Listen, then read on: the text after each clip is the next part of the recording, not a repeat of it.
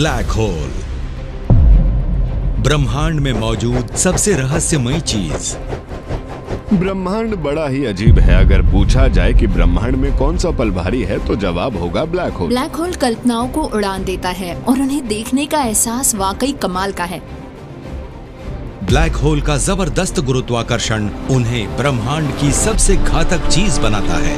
वो पलक झपकते ही सितारे को मिटा सकते हैं। लेकिन इनका एक पहलू और भी है। ये डरावने और खतरनाक तो बिल्कुल नहीं होते। ये ब्रह्मांड का सबसे शानदार और रहस्यमयी हिस्सा है। ब्लैक होल के राज खोलने के लिए हम उनकी तह तक जाएंगे। हम खुलासा करेंगे कि ब्लैक होल्स कैसे बनते हैं, कैसे ये ब्रह्मांड में सबसे विनाशकारी लड़ाइयां छेड़ते हैं और कैसे एक दिन इंसान उनमें से यात्रा कर सकेगा। विज्ञान शो पेश करता है strip the Cosmos, black holes.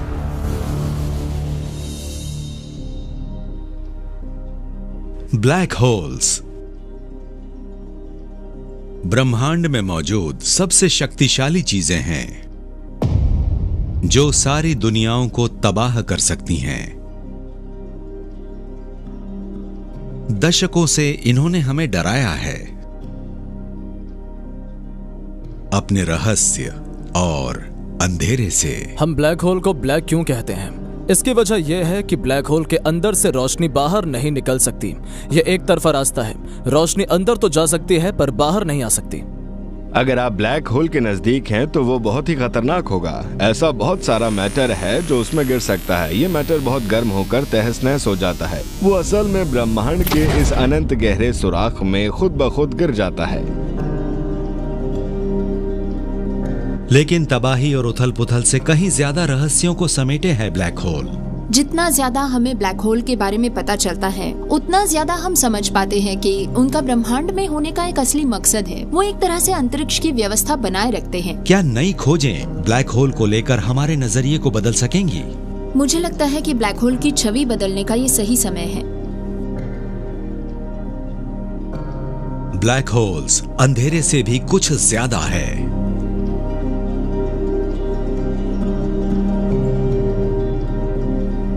एक डोनट के आकार के ठंडी धूल के बाहरी आवरण को हटाने पर खुलासा होता है अंतरिक्षीय मलबे की एक विशाल तश्तरी का, जो लाखों मील प्रति घंटे की रफ्तार से घूम रही है। ये वो जगह है जहां ब्लैक होल सब कुछ निगल जाता है। गैस, धूल, टूटे हुए तारे और ग्रह, सब कुछ ब्लैक होल के खुले मुंह में समा जाते हैं। इसे कहते हैं इवेंट होराइजन। ये एक पूरी तरह अंधकारमय गोला है जिससे कोई रोशनी बाहर नहीं निकल सकती। इसके अंदर ब्रह्मांड के सभी नियम टूट जाते हैं। ब्लैक होल वो जगह है जिसके अंदर ब्रह्मांड के कुछ ऐसे नियम लागू होते हैं जो बाहर कहीं और लागू नहीं होते हैं। जब आप ब्लैक होल में गिर रहे होते हैं आप तेज और तेज, बहुत तेजी से आगे बढ़ते हैं और आखिर में ब्लैक होल में जाते हुए आप लाइट की रफ्तार तक पहुंच जाते हैं। और फिर उसके अंदर होता क्या है वो हमें अब तक नहीं पता। हम एक ऐसी चीज का सामना कर रहे हैं जिसे इंसानी दिमाग नहीं समझता, जहां अंतरिक्ष और समय उस तरह का बर्ताव नहीं करते जैसे कि हम उनके बारे में सोचते हैं। ये हकीकत के स्वरूप को और बेहतर तरीके से समझने में हमारी पूरी मदद करते हैं। 30 साल पहले ब्लैक होल्स सिर्फ सैद्धांतिक थे। गणित के आधार पर आइंस्टाइन ने इनके अस्तित्व की संभावनाओं के बारे में भविष्यवाणी की थी। लेकिन अब हम जानते हैं कि वो सच में मौजूद है। ये हमारी गैलेक्सी है, यानी मिल्की वे, जो अपने ग्रहों, सितारों, चट्टानों और धूल को हटाती हुई एक गहरा राज खोलती है। छुपकर घात लगाए हुए है एक विशालकाय black hole, Sagittarius A star, जिसका द्रव्यमान हमारे सूरज से 40 लाख गुना ज्यादा है और ये पृथ्वी से सिर्फ 26,000 प्रकाश वर्ष की दूरी पर है। इसका अध्ययन करके हम ये जान पाएंगे कि ब्लैक होल आखिर काम कैसे करते हैं।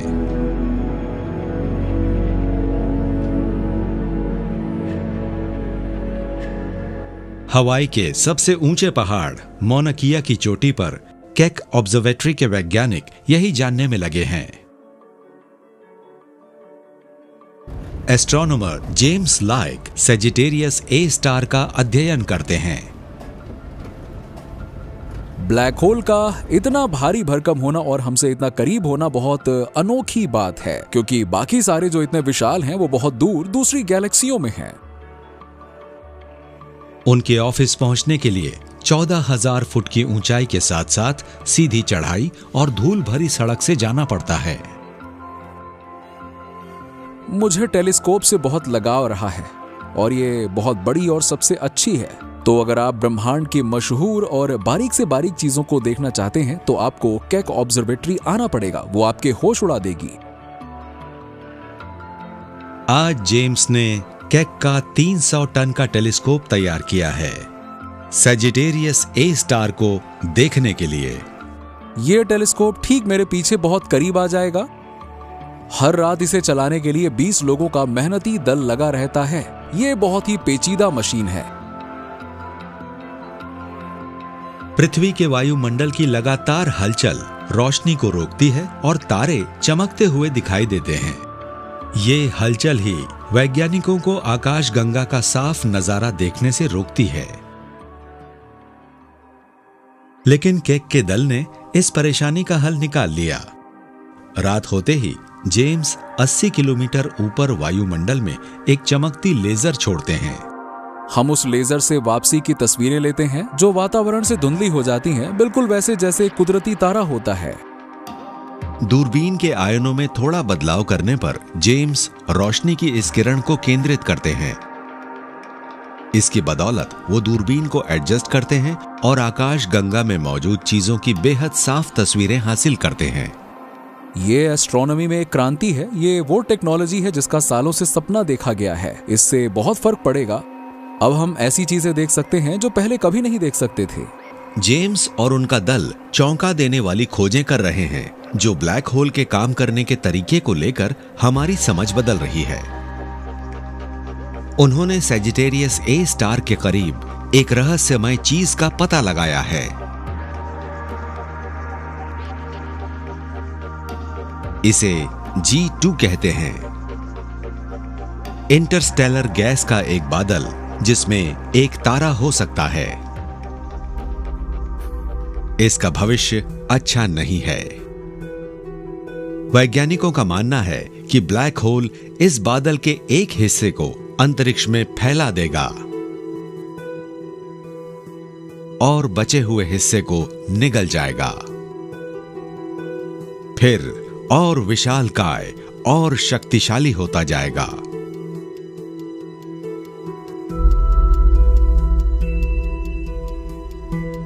G2 इत्तेफाक से ब्लैक होल के सबसे नजदीक एक चीज है। जब भी आप वातावरण के उस चरम स्तर के नजदीक जाएंगे, आपको नई फिजिक्स देखने को मिलेगी। बहुत सारी शानदार चीजें देखेंगे आप। जल्द ही ये दल एक ब्लैक होल को पहली बार खाते हुए देखेगा।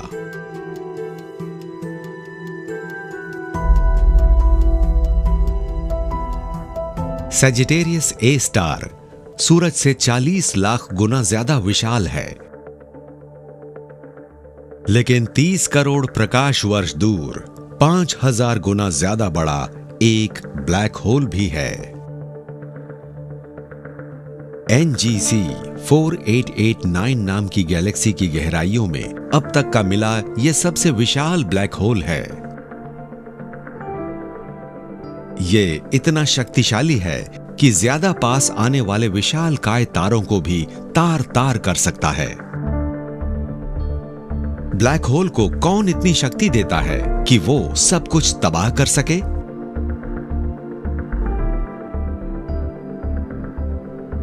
पृथ्वी से 26,000 प्रकाश वर्ष दूर एक black hole Sagittarius A star अब गैस के एक बादल के टुकड़े करके उसे निगलने वाला है।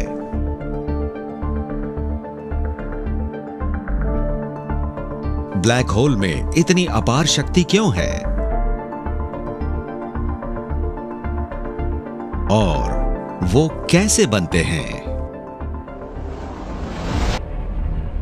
एक विशाल तारे की मौत से ही एक ब्लैक होल का जन्म हो सकता है। इसके लिए सूरज के मास से कम 8, 10 या फिर 20 गुना ज्यादा बड़ा तारा चाहिए। और वो असल में सूरज से पैदा हुई ऊर्जा से लाखों गुना ज्यादा ऊर्जा पैदा कर सकते हैं और कुछ ही पलों में इतनी ज्यादा ऊर्जा निकाल सकते हैं जितनी ऊर्जा सूरज पूरे साल में पैदा करता है।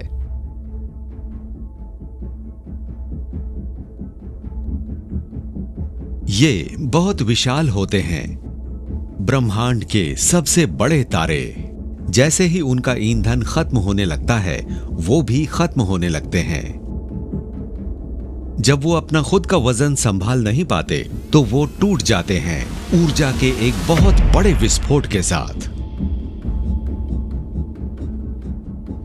यानी एक इतना शक्तिशाली सुपरनोवा जिससे सिर्फ बिग बैंग बड़ा था। बचा हुआ अंदरूनी हिस्सा ढहता रहता है और एक एटम से भी छोटी जगह में सिमट जाता है और जन्म होता है एक ब्लैक होल का। दक्षिणी कैलिफोर्निया की ये ऑब्जर्वेटरी पृथ्वी पर उन चुनिंदा लोगों के काम करने की जगह है जो इस प्रक्रिया को देखते हैं। डग लेनर्ड ब्लैक होल की खोज करते हैं। सन 2005 में एक खबर पता चली कि गैलेक्सी NGC 266 में एक नया सुपरनोवा देखा गया है। मेरी कोशिश ये थी कि मैं उस सुपरनोवा की बहुत करीब से और बहुत साफ तस्वीर ले सकूं और हमने इस तस्वीर के साथ यही किया है।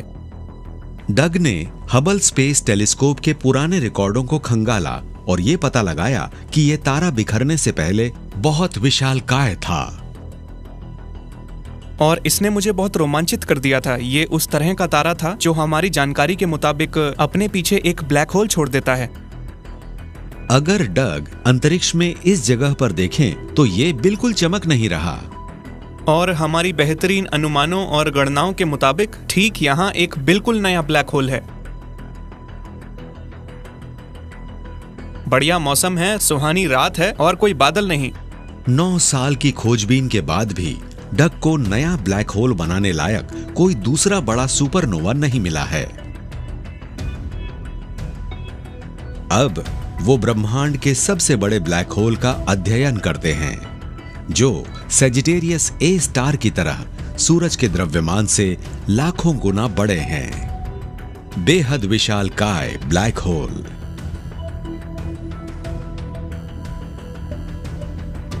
जैसे जैसे बेहद विशालकाय ब्लैक होल बड़े होते हैं उनका बढ़ता हुआ गुरुत्वाकर्षण ज्यादा से ज्यादा चीजों को घूमती हुई विशाल डिस्क में खींचता है। उसके अंदर फ्रिक्शन पैदा होता है और डिस्क चमकने लगती है। जितनी तेज डिस्क घूमती है उतना ज्यादा फ्रिक्शन होता है और ये उतनी ज्यादा चमकती है। डग का दल इस चमक की तीव्रता को माप सकता है और इससे वो एक विशाल ब्लैक होल की शक्ति और आकार का हिसाब लगाते हैं। सीधा हिसाब है, चीजें जितनी तेजी से ब्लैक होल का चक्कर लगाती हैं, ब्लैक होल उतना ही विशाल होगा क्योंकि उतनी ही ज्यादा ग्रेविटी उस चीज को तेज घुमाने में लग रही होती है। इस तकनीक का इस्तेमाल करके डग सूरज के आकार से लाखों गुना ज्यादा बड़े ब्लैक होल की खोज कर रहे हैं। उम्मीद है कि हम इस तरह के अध्ययनों को ज्यादा से ज्यादा दूर तक ले जा सकेंगे और सारे भीमकाय ब्लैक होल की डायनेमिक्स को बेहतर समझ पाएंगे।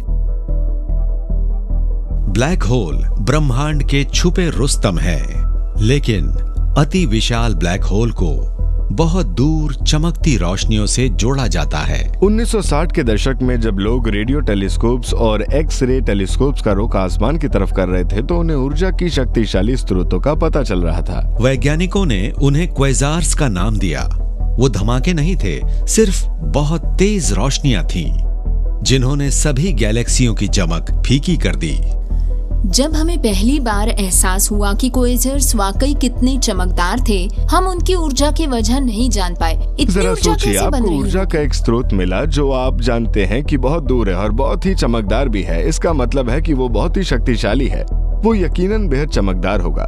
तो कोई ना कोई तो उस ऊर्जा को पैदा कर रहा होगा। ऐसा कौन सा इतना बड़ा इंजन होगा जो इतनी बड़ी चीज को ऊर्जा दे सके, जो पूरे ब्रह्मांड में साफ नजर आती है?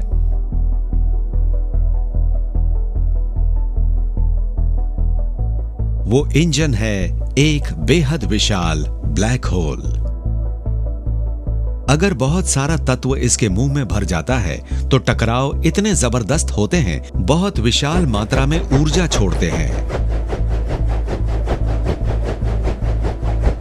बेहद चमकदार फव्वारे लाखों प्रकाश वर्ष दूर तक अंतरिक्ष में फैल जाते हैं। ये एक क्वेज़ार है, ब्रह्मांड में सबसे ज्यादा चमकदार रोशनी।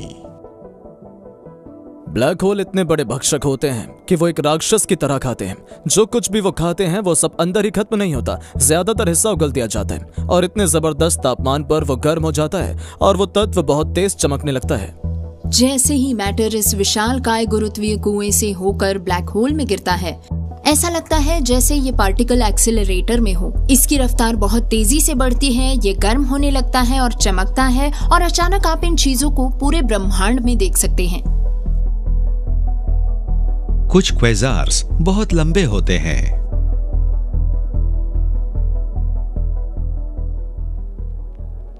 पृथ्वी से 3 अरब प्रकाश वर्ष दूर एस्ट्रोनॉमर्स ने एक क्वेज़ार 3C273 की खोज की, जो ब्रह्मांड में सबसे तेज चमकने वाली चीज है। और इसके बीच में एक भारी भरकम ब्लैक होल है जो सूरज से अरबों गुना ज्यादा भारी है। यह हर मिनट पृथ्वी से 600 गुना ज्यादा द्रव्यमान को निगल जाता है और आकाशगंगा के 300 अरब सितारों की कुल ऊर्जा से 100 गुना ज्यादा ऊर्जा बाहर फेंक देता है। एस्ट्रोनॉमर्स अब ऐसी चमकदार रोशनियों को पूरे ब्रह्मांड में खोज रहे हैं। जब हम ब्रह्मांड में गहराई से देखते हैं, हमें बहुत सारे क्वेज़ार्स दिखाई देते हैं और क्वेज़ार्स बनने का सिर्फ एक ही रास्ता होता है और वो है एक बेहद भीमकाय ब्लैक होल। और वो हमें लाखों की तादाद में मिल रहे हैं, इसीलिए वो सब जगह है। कभी हम सोचते थे कि ब्लैक होल पूरी तरह काल्पनिक होते हैं, लेकिन अब हम जानते हैं कि पूरे अंतरिक्ष में अरबों ब्लैक होल हैं। ब्रह्मांड में इतने सारे ब्लैक होल क्यों हैं? Black holes. कभी वैज्ञानिक सोचते थे कि ये बहुत ही दुर्लभ है, लेकिन आज पूरे ब्रह्मांड में ये करोड़ों की तादाद में मिल रहे हैं। पर इनकी तादाद इतनी ज्यादा क्यों है? ये बहुत ताज्जुब की बात है कि ब्रह्मांड की हर मुख्य गैलेक्सी के बीच में एक बेहद भीमकाय ब्लैक होल होता है। और तब लोग आसमान में देखकर ये सोचने लगे कि क्या हमारी अपनी आकाशगंगा में भी ब्लैक होल हो सकता है? सूरज के द्रव्यमान से 40 लाख गुना ज्यादा बड़ा सेजिटेरियस ए स्टार एक बेहद भीमकाय ब्लैक होल है। क्या ये आकाशगंगा का केंद्र हो सकता है?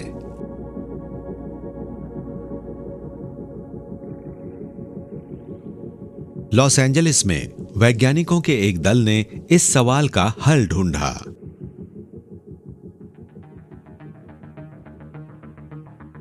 Astronomer Andrea Ghez Sagittarius A star की भूमिका के बारे में बताती हैं। ब्लैक होल अपने आप में बहुत अंधकारमय चीज होते हैं, आप उन्हें सीधे नहीं देख सकते। हमारे पास जो मौजूद है वो इसके गुरुत्वाकर्षण क्षेत्र का असर है। इसलिए हम उन सितारों का अध्ययन कर रहे हैं जो ब्लैक होल से बहुत करीब है और हम उनकी चाल पर नजर रखते हैं। 2 दशकों बाद ये दल सेजिटेरियस ए स्टार के बारे में कुछ बहुत खास पता लगा रहा है। ये सारे सितारे जिनको हम मापते हैं, ये सारे ब्लैक होल का चक्कर लगाते हैं। ये अलग अलग टाइम स्केल पर घूमते हैं। सेजिटेरियस ए स्टार का जबरदस्त गुरुत्वाकर्षण इन सितारों को अपनी कक्षा में बांधे रखता है।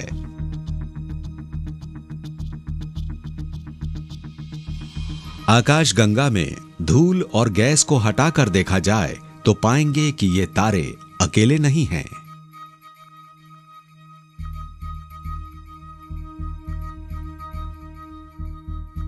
आकाश गंगा में मौजूद हर एक चीज अंतरिक्ष में सिर्फ एक बिंदु के चारों ओर घूमती है।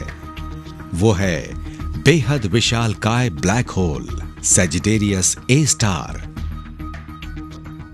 हमारी गैलेक्सी का केंद्र और मालिक।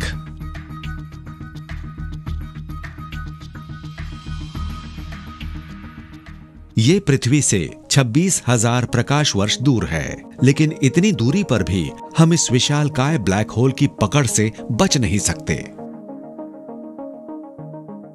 पृथ्वी भी गैलेक्सी के केंद्र के चारों ओर घूम रही है और हम करीब 8 लाख किलोमीटर प्रति घंटे की रफ्तार से बढ़ रहे हैं। सैजिटेरियस ए स्टार ऐसा अकेला ब्लैक होल नहीं है जो गैलेक्सी को नियंत्रित करता है। जैसे जैसे वैज्ञानिक ब्रह्मांड में ज्यादा से ज्यादा गैलेक्सियों का निरीक्षण कर रहे हैं, उन्हें हर एक गैलेक्सी के केंद्र में एक विशालकाय ब्लैक होल मिल रहा है।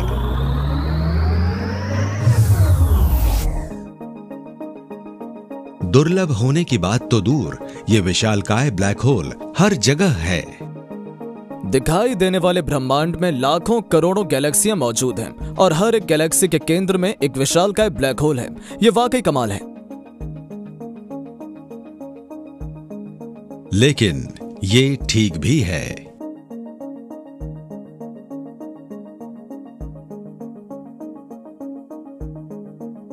विशालकाय ब्लैक होल गैलेक्सियों को सिर्फ बांधे ही नहीं रखते, बल्कि शायद उन्हें बनाते भी हैं। एक ब्लैक होल का जबरदस्त गुरुत्वाकर्षण पास से गुजरते हुए तारे को अपनी कक्षा में खींचता है। उनका कुल द्रव्यमान ज्यादा से ज्यादा तारों को खींचता है और धीरे धीरे उन गैलेक्सियों को बनाता है जिन्हें हम आज देखते हैं। और उनके केंद्र में होता है एक विशालकाय ब्लैक होल, जो मालिक भी है और बनाने वाला भी। ये हमें मजबूर कर रहे हैं कि गैलेक्सियों के बनने के बारे में हम अपने नजरिए पर फिर से गौर करें, और ये हमें ब्रह्मांड के ब्लैक होल की भूमिका के बारे में फिर से गौर करने पर भी मजबूर कर रहे हैं। यानी गैलेक्सीज बनाने के लिए ब्लैक होल चाहिए, तारे बनाने के लिए गैलेक्सीज चाहिए, प्लैनेटरी सिस्टम बनाने के लिए तारे चाहिए, हम जैसे प्राणियों के रहने के लिए ग्रह चाहिए। इसीलिए ब्लैक होल हमारे वजूद के लिए एक एंकर की तरह हैं। ब्लैक होल हमारे ब्रह्मांड को आकार दे रहे हैं, लेकिन क्या वो हमारी गैलेक्सी के भविष्य के लिए खतरा भी हो सकते हैं?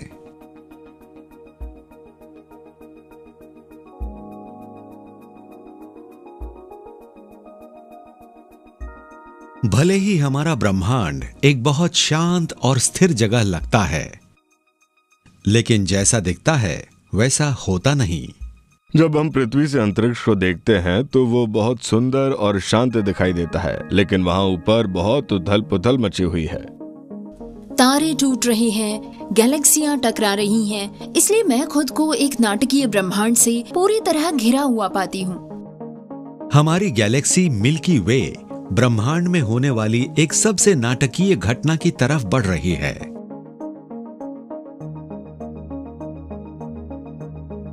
4 अरब साल में ये हमारे सबसे करीबी पड़ोसी एंड्रोमेडा गैलेक्सी में करीब 4 लाख किलोमीटर प्रति घंटे की रफ्तार से जाकर टकरा जाएगी। इन दोनों गैलेक्सियों के संगम से मिल्कड्रोमेडा नाम की एक सुपर गैलेक्सी बनेगी और उनके ब्लैक होल के आपस में टकराने का अनुमान है।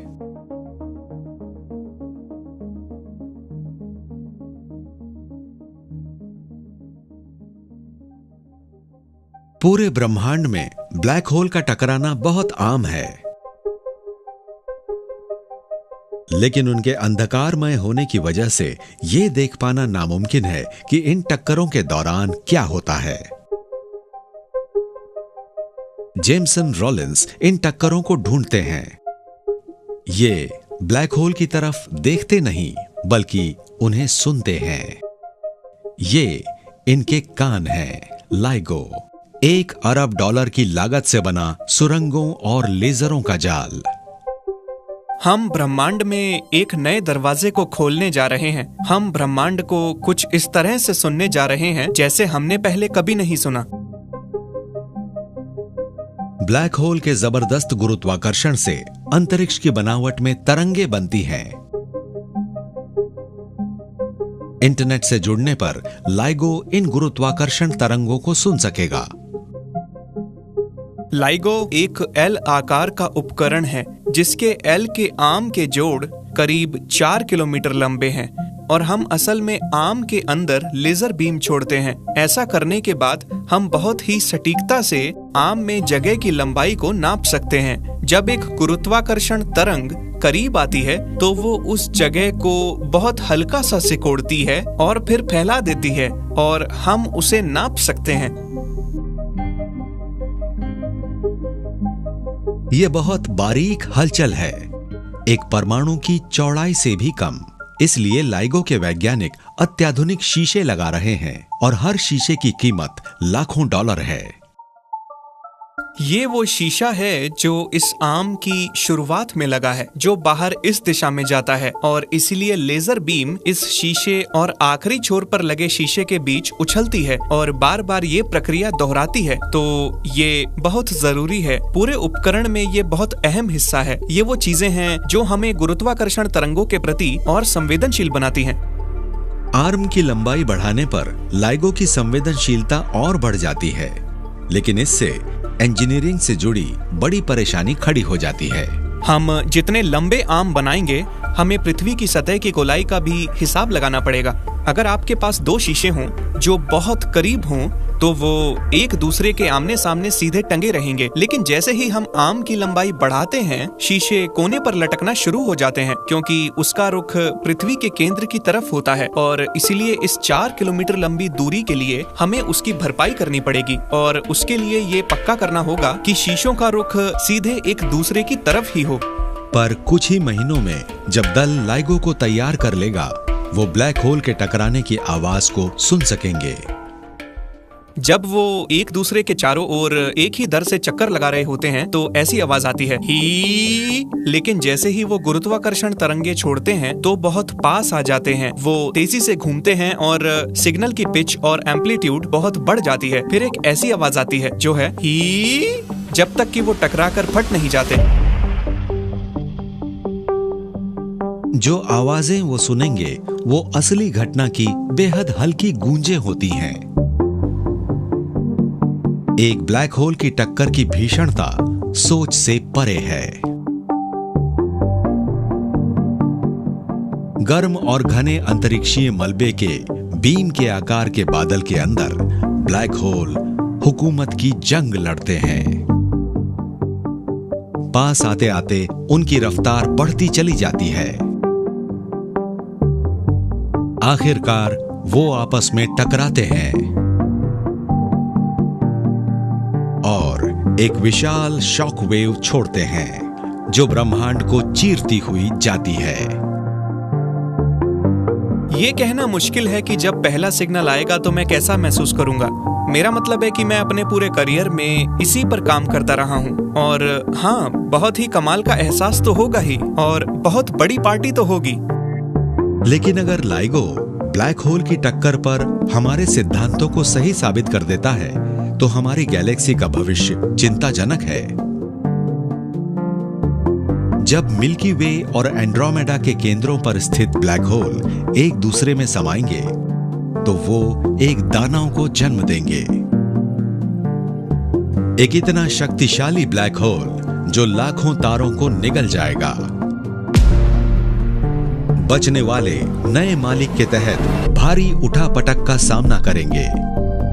ब्लैक होल का जबरदस्त गुरुत्वाकर्षण खिंचाव ग्रहों को नई कक्षाओं में धकेल देगा और इससे तारे आपस में टकराएंगे। अफरा तफरी मच जाएगी। एक अकेला ब्लैक होल खरबों तारों और ग्रहों की किस्मत का फैसला करेगा। आप सोचते होंगे कि सूरज ताकतवर है। आप सोचते होंगे कि एक बड़ा तारा बहुत शक्तिशाली है, लेकिन सबसे ज्यादा शक्तिशाली है एक ब्लैक होल।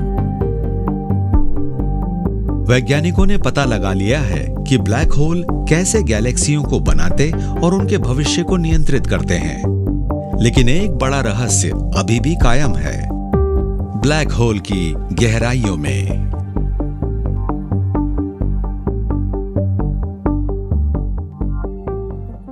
ब्लैक होल पहले सिर्फ सैद्धांतिक थे, जिसकी भविष्यवाणी आइंस्टीन ने की थी। अब हम जानते हैं कि वो गैलेक्सियों को नियंत्रित करते हैं और ब्रह्मांड की सबसे चमकदार रोशनियों को शक्ति देते हैं।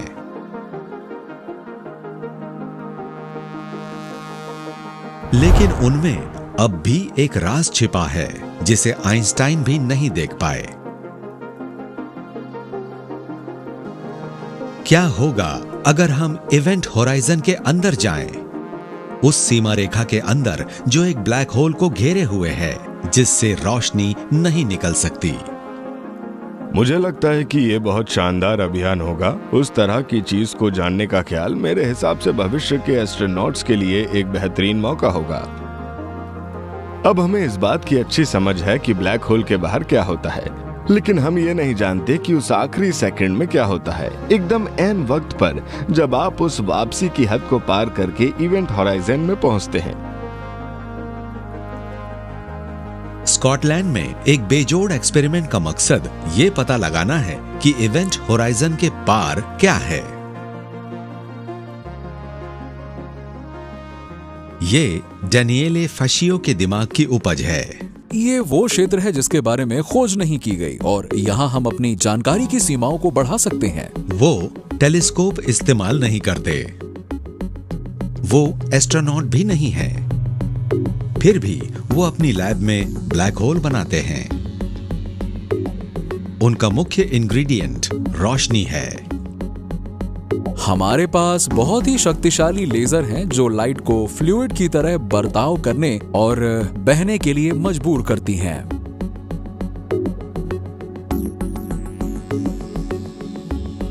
एक ब्लैक होल के पास जगह भी फ्लूइड की तरह बहती है। वो इवेंट होराइजन की तरफ बढ़ती है, जैसे कि एक नदी नीचे की तरफ बहती है।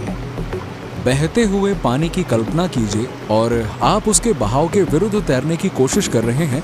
आप महसूस करेंगे कि नदी आपको अपने साथ खींचने की कोशिश कर रही है और ठीक यही चीज गुरुत्वाकर्षण क्षेत्र एक ब्लैक होल के बाहर करता है। डैनिएले पानी के भंवर में रोशनी भेजते हैं, बिल्कुल वैसे ही जैसे मैटर असली ब्लैक होल के अंदर जा रहा हो, और वो विज्ञान की बेहद अहम खोज कर रहे हैं। जब वो अपने एक ब्लैक होल में रोशनी की एक किरण छोड़ते हैं, कुछ बहुत अजीब होता है। अब आप इन तरंगों को देख सकते हैं जो चल नहीं रही हैं, वो होराइजन की सीमा पर ही जम गई हैं, जिसे हमने पैदा किया है। इन जमी हुई तरंगों ने आइंस्टीन के सबसे मशहूर सिद्धांत की पुष्टि की, रिलेटिविटी। आइंस्टाइन ने सोचा कि एक ब्लैक होल के पास गुरुत्वाकर्षण समय को खींचना शुरू कर देता होगा। 1 सेकंड, 1 साल या फिर सदियों तक खींचता होगा। दूर से देखने पर चीजें वक्त में जमी हुई दिखाई देती हैं, ठीक वैसे ही जैसे डैनिएले ने अपने एक्सपेरिमेंटल ब्लैक होल में देखा। उन्हें यकीन है कि अंतरिक्ष में भी यही होता होगा।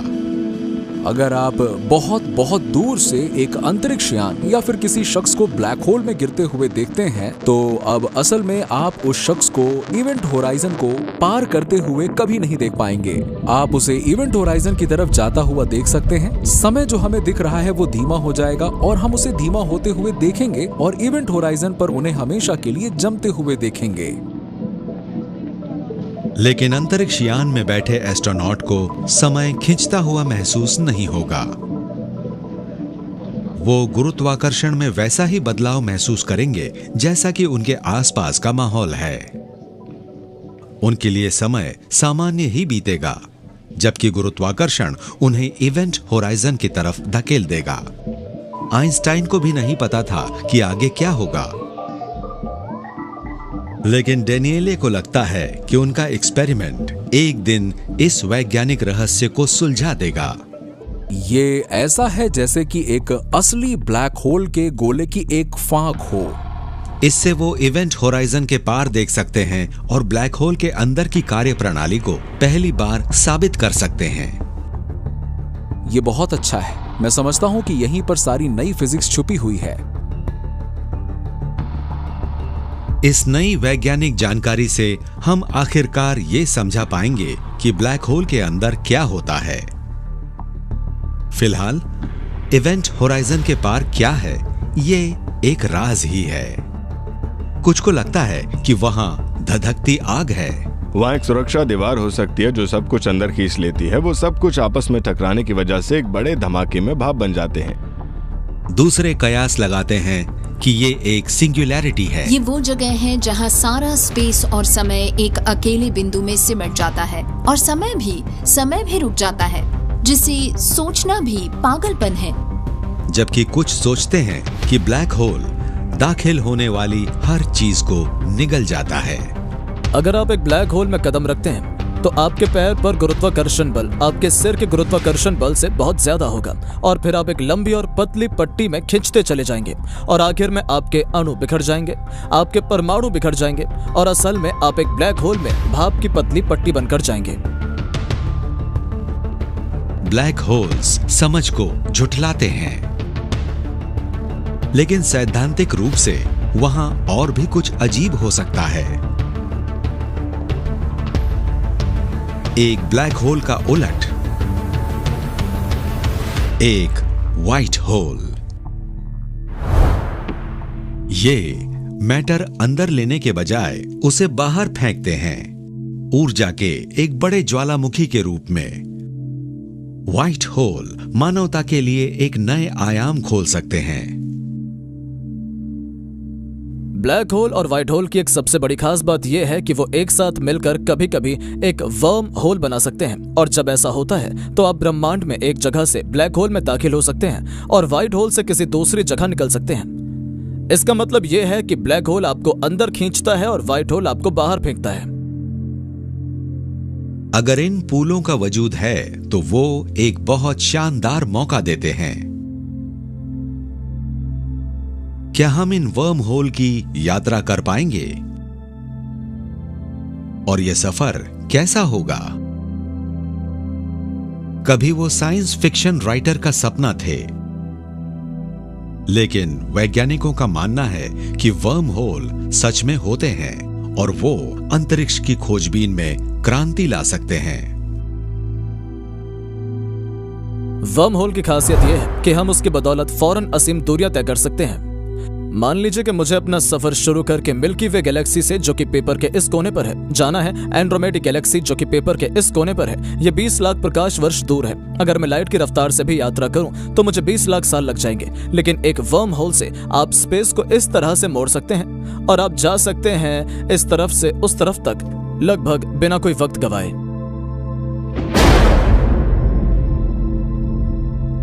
वर्म होल में जाने से वो सफर भी मुमकिन हो जाएंगे जो कोई सोच नहीं सकता। जिन यात्राओं को करने में पहले अरबों साल लगते थे, उन्हें अब कुछ ही दिनों या घंटों में किया जा सकेगा।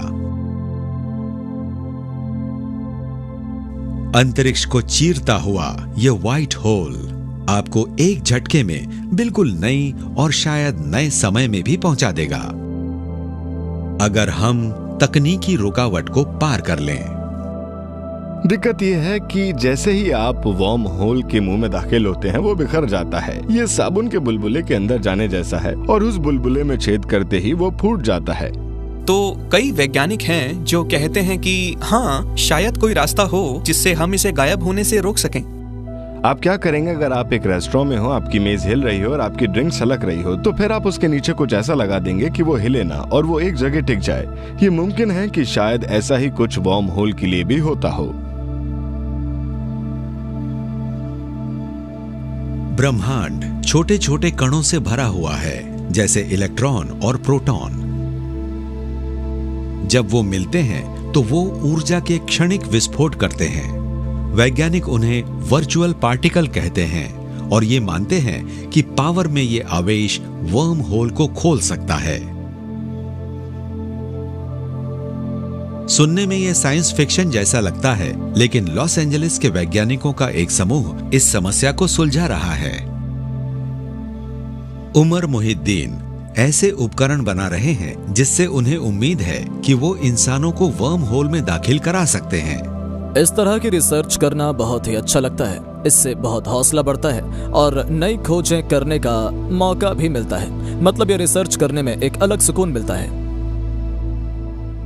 उनकी मशीन के बहुत अंदर ऐसा पुर्जा है जिसमें अंतरिक्ष की खोज में क्रांति लाने की ताकत है। वो है एक माइक्रोस्कोपिक धातु की गेंद। उमर ने इस गोले को धातु की प्लेट के बगल में लगाया है और उनके बीच बहुत बारीक फासला है। ये फासला बहुत कम है।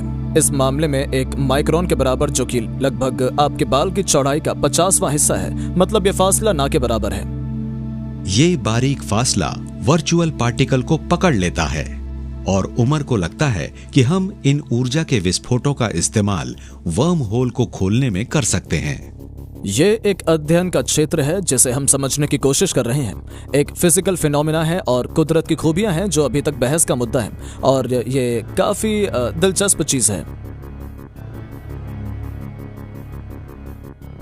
उमर का डिवाइस अभी तो सिर्फ मामूली फोर्स पैदा करता है, लेकिन इसका एक स्केल्ड अप वर्जन शायद काम कर सकता है। मिसाल के तौर पर एक वर्म होल को खोलने के लिए हमें धातु का एक बहुत बड़ा गोला बनाना होगा जो लाखों मील्स चौड़ा हो, और फिर ठीक वैसा ही एक और गोला इसके बिल्कुल बगल में बनाना होगा जिनके बीच एक एटम से ज्यादा की दूरी न हो। आखिर में हमें दोनों गोले ब्लैक होल के मुंह में डालने होंगे। फिर हम ब्रह्मांड के सुदूर कोनों तक यात्रा कर सकते हैं। जब इंसान इस काबिल हुआ कि वो हमारी यात्रा करने की दूरियों को बढ़ा सके, देख सके और समझ सके, तो वो हमेशा हमें नई जानकारियों की तरफ ले गए जिससे हमने मानव जीवन के स्तर को बढ़ाने में इस्तेमाल किया। वर्म होल पर महारत हासिल करना इसी प्रक्रिया को आगे बढ़ाएगा। अगर हमारे पास आज टेक्नोलॉजी नहीं है तो इसका मतलब ये नहीं कि भविष्य में भी नहीं होगी। मिसाल के लिए 100 साल पहले किसने सोचा था कि हम विमान में बैठकर ग्रह को खोजने में कर सकते हैं। ये एक अध्ययन का क्षेत्र है जिसे हम समझने की कोशिश कर रहे हैं। एक फिजिकल फिनोमेना है और कुदरत की खूबियां हैं जो अभी तक बहस का मुद्दा है, और ये काफी दिलचस्प चीज है।